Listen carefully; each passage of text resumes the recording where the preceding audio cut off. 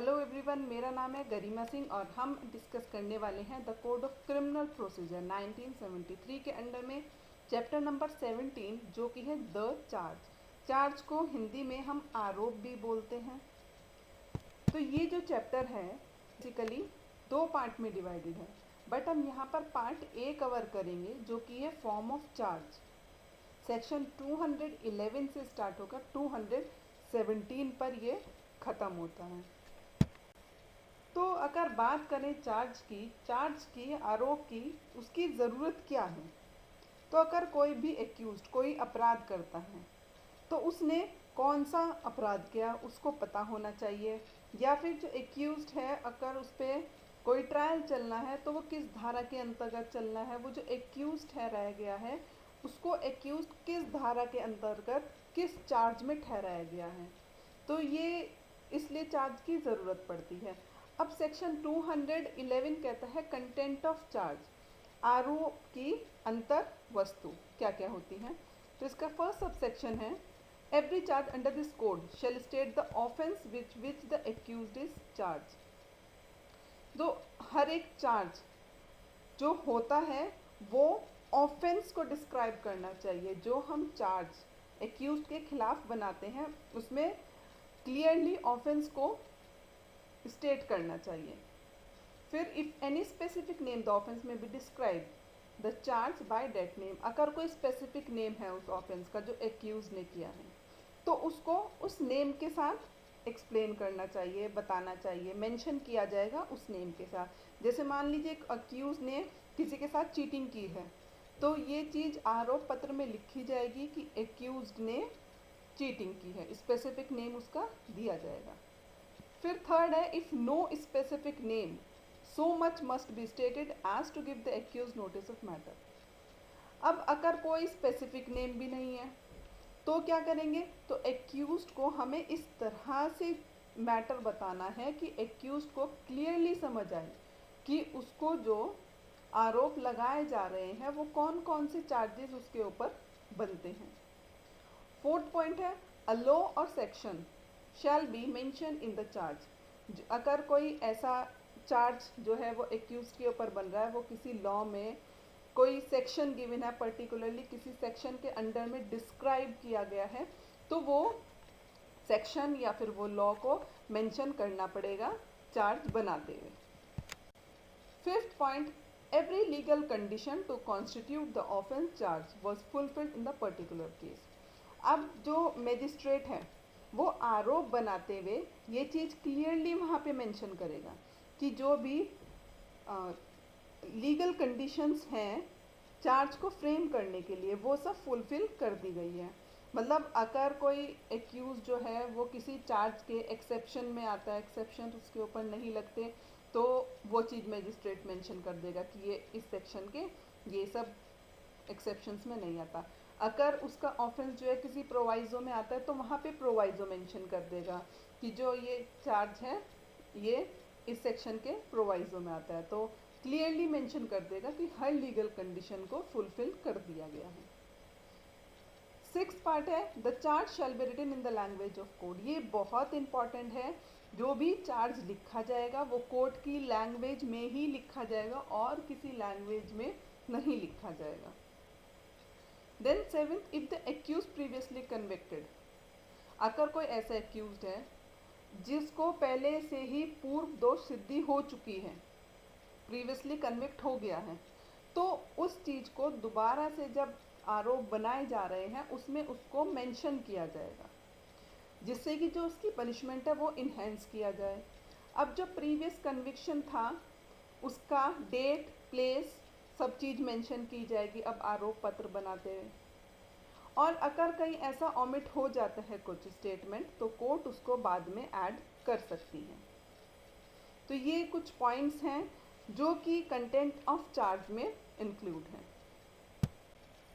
Then next है section 212 particulars as to time and place. कोई भी ऑफेंस जो एक्यूज ने किया है उसका टाइम उसका प्लेस जहाँ पे ऑफेंस हुआ है, जिस वक्त ऑफेंस हुआ है, वो चीज़ आरोप बनाते हुए मेंशन की जाएगी कि ये जो चार्ज है, ये जो ऑफेंस हुआ है ये इस टाइम पे हुआ है या इस जगह पे, वो सब चीज़ें मेंशन की जाएगी। किसने किया है, द पर्सन अगेंस्ट हुम, किसके अगेंस्ट हुआ है ये भी उसमें मेंशन किया जाएगा। The thing in respect of which to give the accuse notice of matter, जिससे कि एक्यूज को हर चीज़ बताई जा सके कि इस वक्त इस जगह पर आपने ये ऑफेंस कमिट किया है इस पर्सन के अगेंस्ट। तो ये बताता है हमारा सेक्शन 212। देन नेक्स्ट पार्ट इसका है when the accused is charge with. अगर अब एक्यूज ने कोई ऐसा ऑफेंस किया है जो कि क्रिमिनल ब्रीच ऑफ ट्रस्ट है या डिसऑनेस्ट मिसअप्रोप्रिएशन ऑफ मनी किया है या कोई भी मूवेबल प्रॉपर्टी यानी कि चल संपत्ति के अगेंस्ट कोई ऑफेंस उसने किया है जिसका हम ग्रॉस सम कैलकुलेट कर सकते हैं, तो इसका प्रोवाइजो क्या कहता है, provided that the time include between the first and the last of such date shall not exceed 1 year. तो यहाँ पर 1 साल के अंदर किए गए सभी अपराधों को मैजिस्ट्रेट कंबाइन कर सकता है, उन सब का ट्रायल एक साथ चल सकता है, लेकिन शर्त है कि जो ऑफेंसेस हुए हों वो फर्स्ट ऑफेंस और जो लास्ट ऑफेंस जो कंबाइन किए गए हैं वो सब 1 साल के बीच में किए गए हों।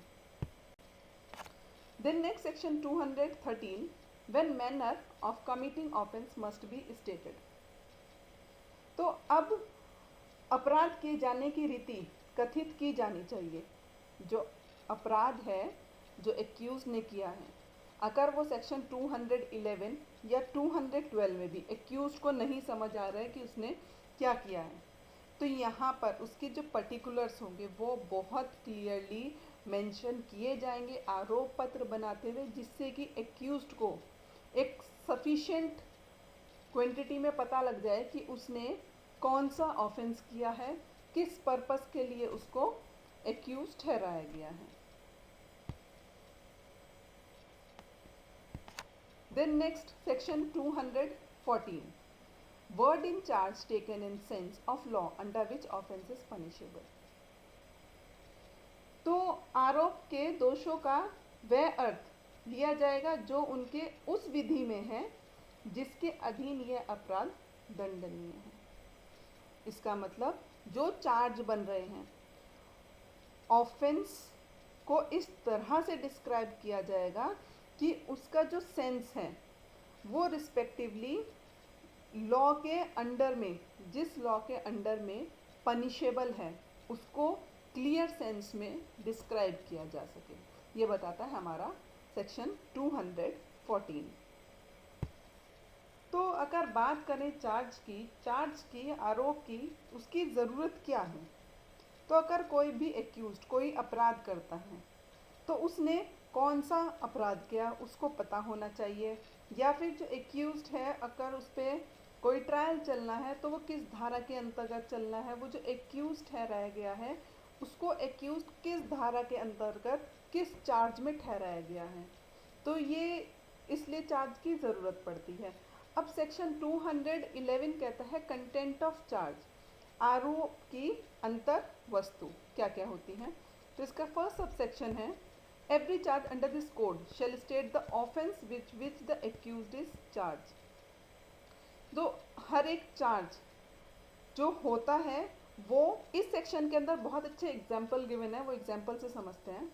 एक पर्सन है ए जो है उसने मर्डर किया खुदा बख्श का, जो कि 21 डेट में उसने किया था, तो ये जो है चार्ज है ए के ऊपर।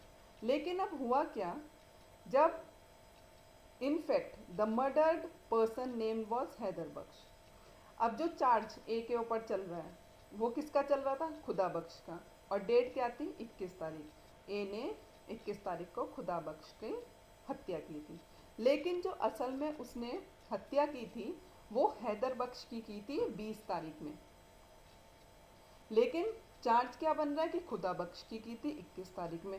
अब यहाँ पर जो ए है उसने और कोई भी ऑफेंस कमिट नहीं किया है, ए ने सिर्फ एक मर्डर कमिट किया, उसके अलावा कोई ऑफेंस कमिट नहीं किया है।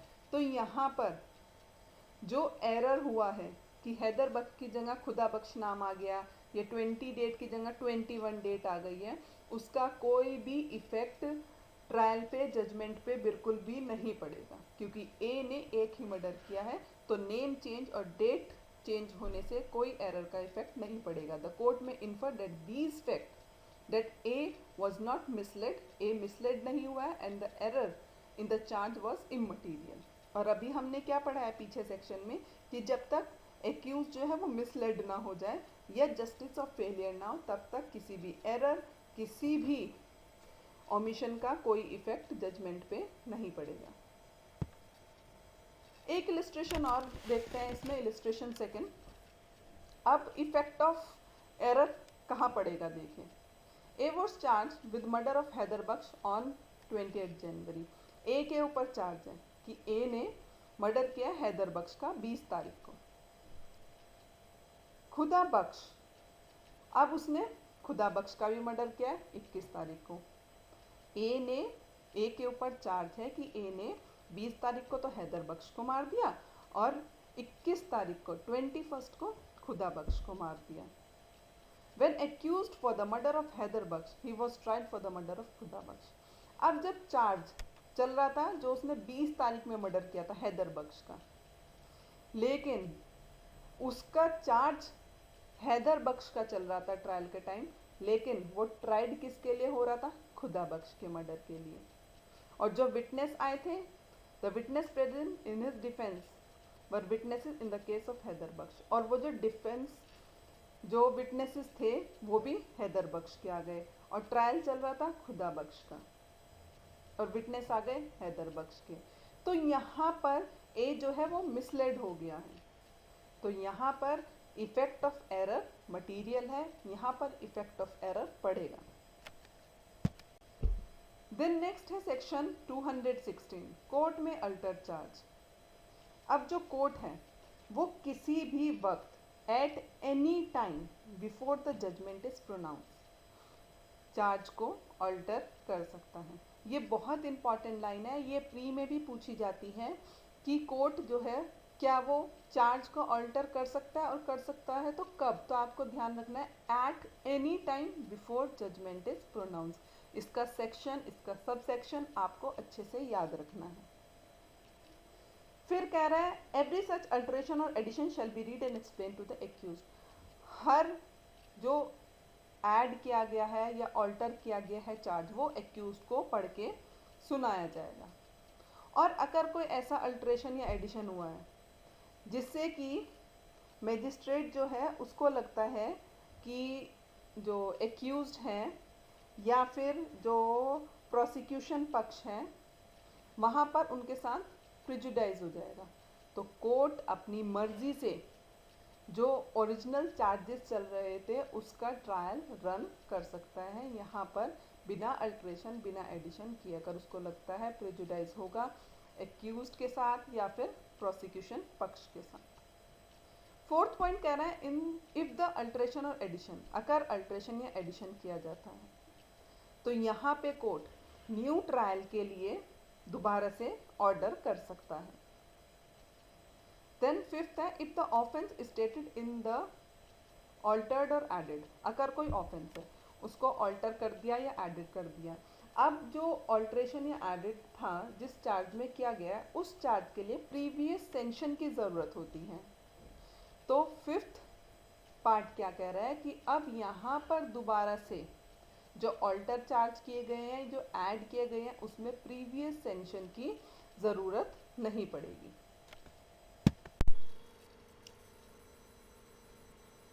देन है हमारा सेक्शन 217 जो कि है last section, recalling of witness when charge altered. अब चार्ज ऑल्टर कर दिए गए हैं, अब विटनेस इसको दोबारा से कोर्ट में बुलाया जाएगा। Whenever charge is altered or added to by the court after the commencement of trial, trial होने के बाद अगर कोई चार्ज ऑल्टर या ऐड किया जाता है तो कोर्ट प्रोसिक्यूटर एंड एक्यूज्ड को अलाउ कर देगी रिकॉल, रीसमन करने के लिए, अगर वो किसी विटनेस को दोबारा से कोर्ट में रिकॉल या रीसमन करना चाहते हैं। और अगर लेकिन यहाँ पे कोर्ट को लगता है कि उनको वापस से बुलाना जो है वो कोर्ट का टाइम वेस्ट होगा, कोर्ट का वर्क डिले होगा, तो वहाँ पे कोर्ट मना कर सकती है रिकॉल और रीसमन कराने के लिए अगर कोई डिले होता है या फिर एंड ऑफ जस्टिस होता है। देन इसका बी पॉइंट कहता है also to call any further witness whom the court may think to be material. अब ए पॉइंट में जो था वो प्रोसिक्यूटर और एक्यूज को लग रहा था कि किसी विटनेस को रिकॉल रीसमन करना चाहिए, लेकिन बी पॉइंट में कह रहे हैं अगर किसी कोर्ट को लगता है कि कोई विटनेस है जिसको बुलाना कोर्ट में बहुत ज़रूरी है तो कोर्ट वहाँ पे फिर उसको समन इशू कर देगी अगर कोर्ट को लगता है कि बुलाना मटीरियल है, ज़रूरी है। तो यहाँ पे हमारा पार्ट 17 का ख़त्म होता है। वीडियो अच्छा लगा हो तो वीडियो को लाइक शेयर और सब्सक्राइब ज़रूर कर दीजिएगा और इसका बी पार्ट हम नेक्स्ट वीडियो में कवर करेंगे। Thank you.